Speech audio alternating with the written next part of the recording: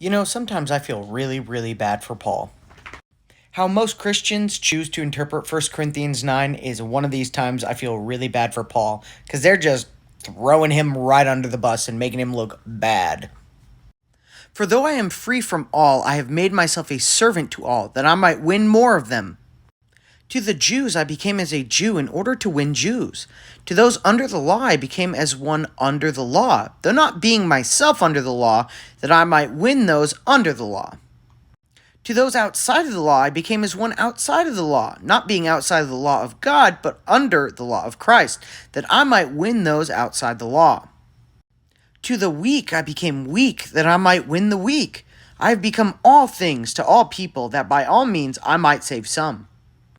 I do it all for the sake of the gospel, that I may share with them in its blessings.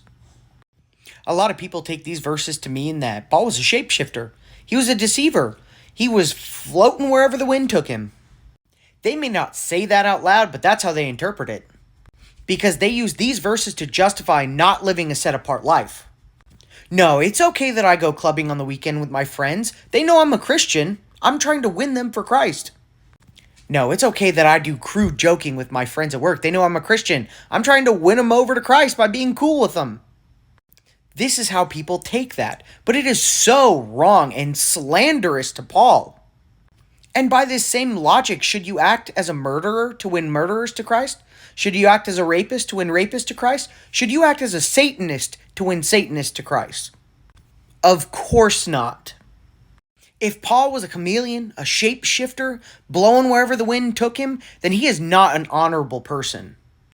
Would you like to hang out with somebody who is completely different around whoever they were with? How is that stable? How is that honorable? Furthermore, would you want to stake your entire eternity on a person who acted like that and then taught you what to do to be saved eternally? I don't think so. Just one chapter later, Paul said this, "Be imitators of me as I am of Christ." How did Christ act? Did he blow wherever the wind took him? Was he a deceiver? Was he a chameleon? He treated everybody with love, and he didn't treat the rich different than the poor. He didn't treat the Jew different than the Gentiles.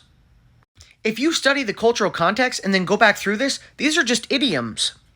He was saying he was willing to associate with Jews. He was willing to associate with Gentiles. He was willing to associate with Pharisees in an attempt to bring them to the gospel of Christ.